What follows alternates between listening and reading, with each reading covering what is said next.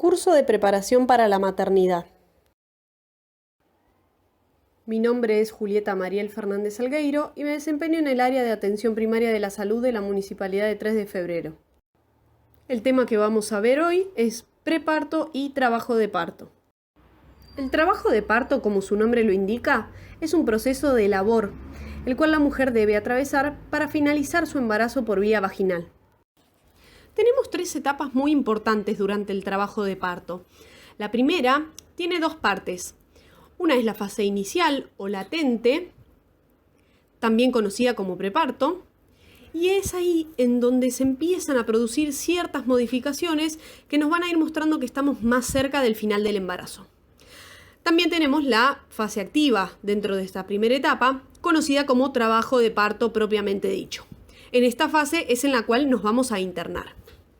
Luego viene la segunda etapa, que es el parto, y la tercera etapa o etapa final, que se llama alumbramiento, que es en donde se produce la salida de la placenta y las membranas que fueron los compañeros de vida intrauterina de nuestro bebé.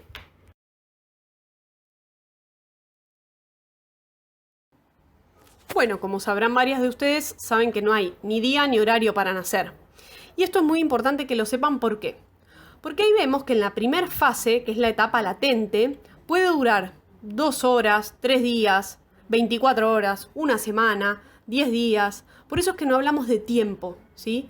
¿Qué va a suceder en estos días? Una de las cosas más habituales o que con más frecuencia se escucha entre las mujeres es la pérdida de tapón mucoso, ¿sí? Ese tapón mucoso lo que va a hacer es mostrarnos que estamos en esta etapa 1 o fase latente. Y podemos empezar a percibir algunas contracciones, las cuales no van a ser motivo para que vayamos a la guardia, sino que nos van a empezar a preparar el cuerpo para el trabajo de parto que va a venir más adelante. Una vez que estas contracciones sean más regulares, que ya lo vamos a ver un poquito más adelante, es ahí donde vamos a ir sí a la guardia para ver si ya estamos en la segunda parte, que es la etapa activa, en donde vamos a estar en franco trabajo de parto, que es con 4 centímetros de dilatación o más.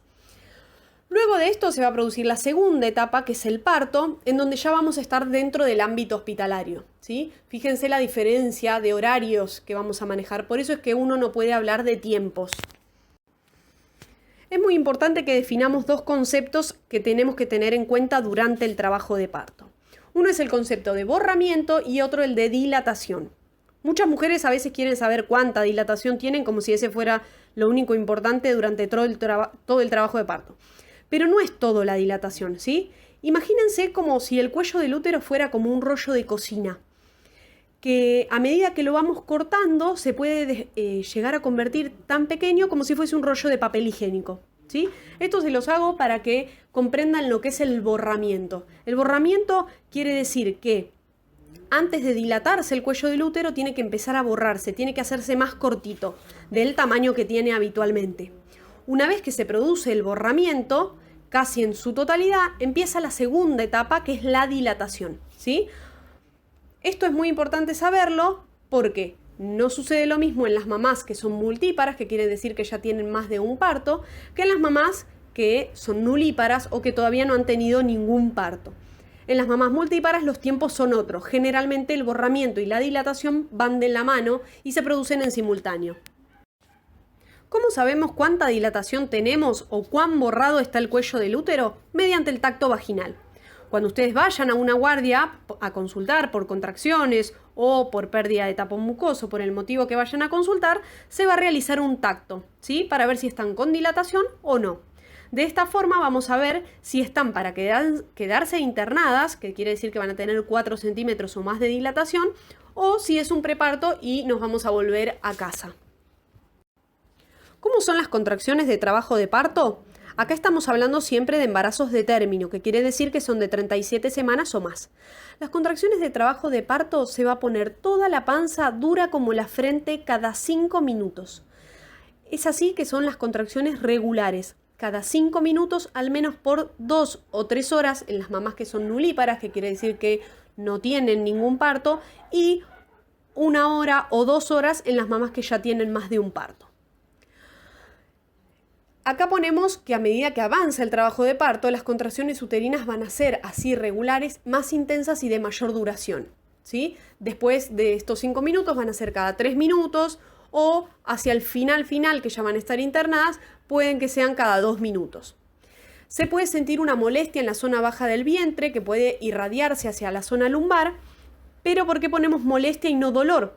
Porque el dolor depende de cada persona y de un montón de factores. Por eso escucharán mamás que dicen que se fueron a internar y ni sabían que tenían contracciones, y otras mamás que a la primera contracción ya están entrando en la guardia, ¿sí? Entonces, no hablamos del dolor porque el dolor es relativo de cada persona y de cada situación. Sí es importante que nos acordemos de la panza dura como la frente. Bueno, acá vamos a ver las posiciones durante el trabajo de parto. Estas posiciones van a diferir de acuerdo a la comodidad de ustedes, ¿sí? De acuerdo a lo que ustedes sientan más cómodas, van a elegir la posición que deseen. Acá vamos a ver la evolución del trabajo de parto, como para que ustedes tengan un registro visual. Y se preguntarán, o no, ¿por qué dilatamos hasta 10 centímetros y no hasta 12, 15 o 20? Dilatamos hasta 10 centímetros porque es el tamaño de la cabeza de nuestro bebé. Por eso no necesitamos dilatar más que 10 centímetros. ¿Qué pasa con la bolsa y el líquido amniótico? La bolsa o las membranas que contienen a nuestro bebé están llenas de líquido amniótico. Estas membranas o esta bolsa se puede romper de manera espontánea o de manera artificial. Cuando se rompe la bolsa, se produce la salida de líquido amniótico por los genitales externos. Esto es algo que no podemos controlar ni manejar, como sucede cuando menstruamos, ¿sí? Que no controlamos la menstruación. El líquido a veces puede ser de color transparente o verdoso y suele tener un olor muy característico a lavandina o similar al semen del hombre. Esto es muy importante para poder distinguirlo de la salida de orina que suele ocurrir a veces sobre el final del embarazo de manera espontánea, ya que la cabeza de nuestro bebé presiona la vejiga. Entonces lo vamos a distinguir del líquido por el olor y por la cantidad. La pérdida de líquido es un motivo para ir a la guardia y quedarme internada, ¿sí? Entonces, en este caso, no vamos a esperar a contracciones cada 5 minutos, por 2 horas o 3, sino que apenas sintamos que estamos perdiendo líquido, directamente nos vamos a dirigir a la guardia del hospital. Otra forma en la que se puede romper la bolsa, como les dije anteriormente, es de manera artificial. Que esto se puede hacer durante el trabajo de parto mediante un tacto vaginal y con un guante estéril, y generalmente ustedes van a ser revisadas como un procedimiento normal, se les va a avisar que se va a romper la bolsa y esto es un procedimiento que no duele y que es como cortarse el pelo o las uñas, no es nada doloroso. Bueno, espero que les haya gustado la clase. Cualquier duda o consulta que tengan, saben que nos pueden escribir al mail que es cursopreparto3f@gmail.com, en donde respondemos en el vivo cualquier duda que surja de esta o de cualquiera de las clases que hayan presenciado. Muchísimas gracias.